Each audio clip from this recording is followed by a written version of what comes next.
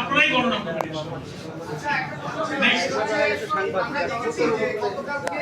এটা একটা গুরুত্বপূর্ণ ইস্যু। এটা নিয়ে আমরা পুলিশ কমিশনারের সঙ্গে আমাদের নেতৃত্বে বসেছেন। আমি আমাদের ডক্টর আব্দুল মোহাম্মদ তাহির স্বরাষ্ট্রমন্ত্রীর সঙ্গে সাক্ষাৎ করে কথা বলেছি। স্বরাষ্ট্র উপদেষ্টা নিজেই টেলিফোন করে কালকে আমাদের জনসভার সিকিউরিটি এবং ব্যবস্থাপনা সম্পর্কে খবর নিয়েছেন। বিভিন্ন এজেন্সি এ ব্যাপারে কাজ করছে। আশা করছি আমাদের নিজস্ব স্বেচ্ছাসেবক আমাদের ব্যবস্থাপনা নিয়ে আমরা আশা করছি আল্লাহ তাআলার সাহায্য পেলে, আপনাদের সহযোগিতা পেলে ইনশাআল্লাহ সুশৃঙ্খল ভাবে এই সমাবেশ এদিক থেকে হবে। আর গোপালগঞ্জের ইস্যুতে আমরা তীব্র নিন্দা এবং ক্ষোভ প্রকাশ করেছি। গতকালকে তাৎক্ষণিকভাবে বাংলাদেশ জামাত ইসলামী রাজধানী ঢাকা সহ সারা দেশে আমরা বিক্ষোভ মিছিল করেছি। আমাদের সম্মানিত আমির জামাত এই ঘটনা ঘটার পরই স্বরাষ্ট্রমন্ত্রী এবং দেশের খুব উচ্চপদস্থ গুরুত্বপূর্ণ এজেন্সির সঙ্গে সরাসরি কথা বলে যখন গোপালগঞ্জে এনসিপি নেতৃবৃন্দ আটকা পড়ে গেলেন, ডিসি অফিস এসপি অফিসে তাদেরকে রেস্কিউ করার জন্য সরাসরি গুরুত্বপূর্ণ জায়গায় আমাদের আমির জামাত নিজেই মনিটর করেছেন, কথা বলেছেন। আমার সাথে কথা হয়েছে, উনি এনসিপি নেতৃবৃন্দ সাথে কথা বলেছেন, তারা আমাদের সাথে কথা বলেছে। আমরা তীব্র নিন্দা জানিয়েছি, আমরা তাদের পরামর্শ দিয়েছি।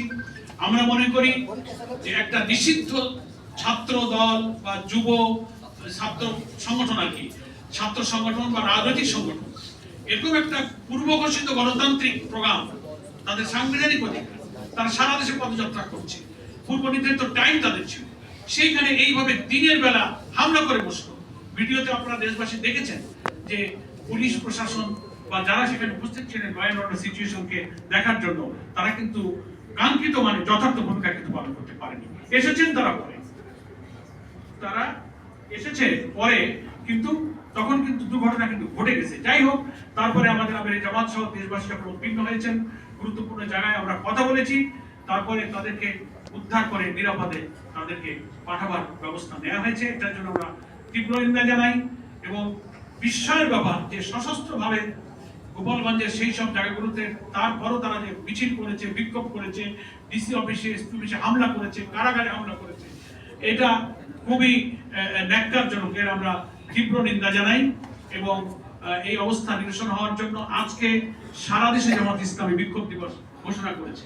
সারা দেশের সকল মহানগরী জেলাতে আমরা বিক্ষোভ মিছিল করব। আমরা প্রত্যেকে স্টেটমেন্ট করেছি। আমরা জামাত ফেসবুকে তার গুরুত্বপূর্ণ স্ট্যাটাস দিয়েছেন, সবই হয়তো আপনারা দেখেছেন।